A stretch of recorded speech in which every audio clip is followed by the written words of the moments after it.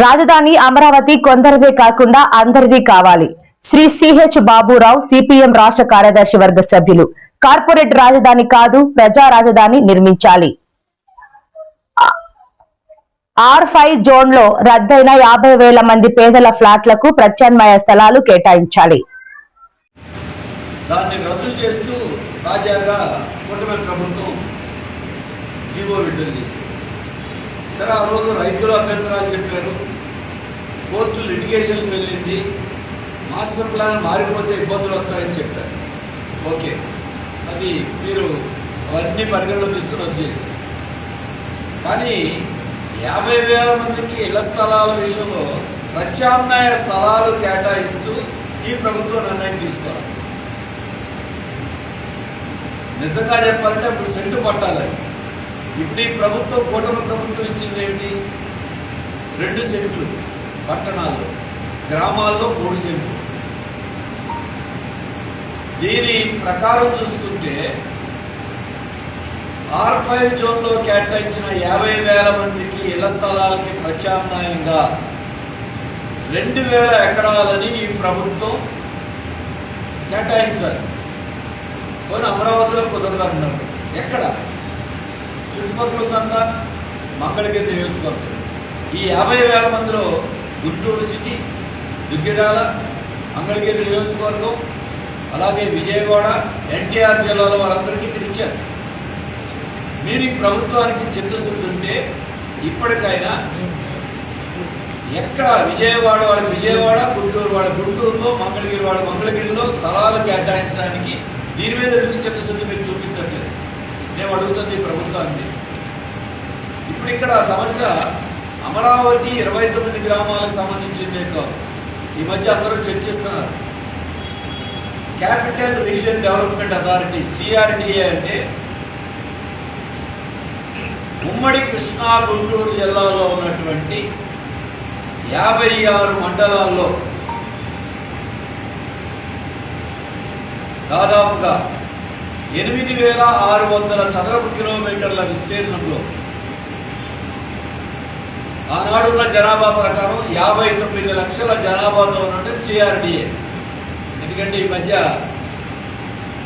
మచిలీపట్నం దగ్గర నుండి గుంటూరు వరకు రాజధాని ఉండాలా, లేదా అసలు మేమే CRDA అనే అభివృద్ధి చేస్తాం.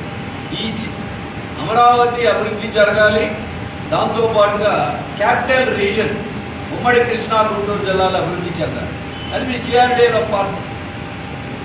మరి అటువంటిది ఈ CRDA ప్రాంతంలో ఉన్నటువంటి వాళ్ళకి ఇళ్ల స్థలాల కేటాయింపులో కానీ పేదవారికే కాదు, LIG, MIG, lower income group, middle income group వాళ్ళకు కూడా గృహ నిర్మాణానికి CRDA కానీ ప్రభుత్వం కానీ ఏమీ ఆలోచన చేయట్లేదు. అంతేకాదు, ఈరోజు రాజధానిలో నివసిస్తున్న పేదలు, వారికి ఇళ్ల స్థలాలు కేటాయించడానికి కూడా మాస్టర్ ప్లాన్లోనే 5% భూమి వారికి కేటాయించాలి. మాస్టర్ ప్లాన్లోనే ఉన్నాయి. ఈ 50,000 బయట వాళ్ళు అంటున్నారు. అక్కడ 29 గ్రామాల్లో ఉన్న పేదవారికి కూడా ఇంతవరకు ఇళ్ల స్థలాలు అందరికీ కేటాయించాల. కొన్ని టిట్కో ఇళ్ల నిర్మాణం మాత్రమే జరిగింది గతంలో.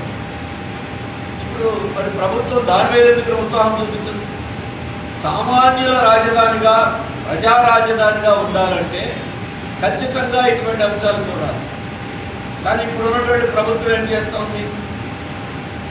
బడా సంస్థలకి, కార్పొరేట్ కంపెనీలకి అమరావతిలో భూముల కేటాయింపు పారదర్శకత లేకుండా ఇష్టారాజ్యంగా చేస్తుంది. అది స్టార్ హోటల్ మొదలుకొని SRM ఇట్లాంటి సంస్థలు మొదలుకొని చేస్తున్నారు. రిజర్వ్ బ్యాంక్ వాడికేమో 4 కోట్ల ఎకరం, SRM వాడికేమో 50 లక్షల ఎకరం, అంటే గజం 1000 రూపాయలు. మేము సెల్ఫ్ ఫైనాన్స్ డబ్బు సమీకరిస్తామన్నారు. గవర్నమెంట్ సంస్థలకు 5 కోట్లు ఏంటి? స్టార్ హోటల్కి 50 లక్షలు ఏంటి?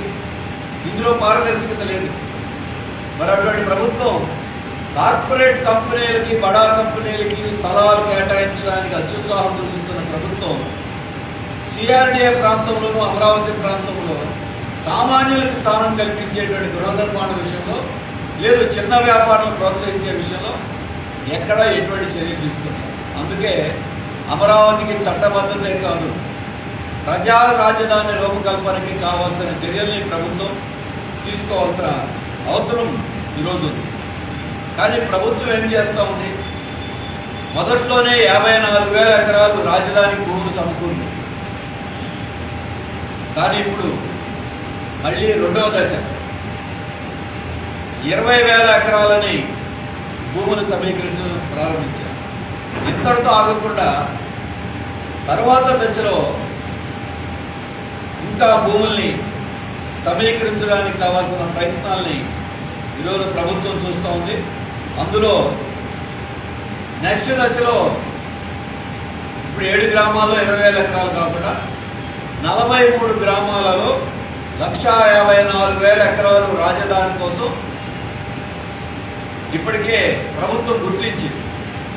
ఇప్పుడే సమీకరించకపోయినా అంటే అన్నీ కలుపుకొని దాదాపుగా పాతవి కొత్తవి కలుపుకుంటే 2,30,000 ఎకరాలు రాజధాని కింద సమీకరించిన భూమి సమీకరించాల్సింది, కానీ సమీకరించకపోయినా రాజధాని కింద ప్రకటించే భూమి ఉందని చెప్పి గవర్నమెంట్ చెప్తారు.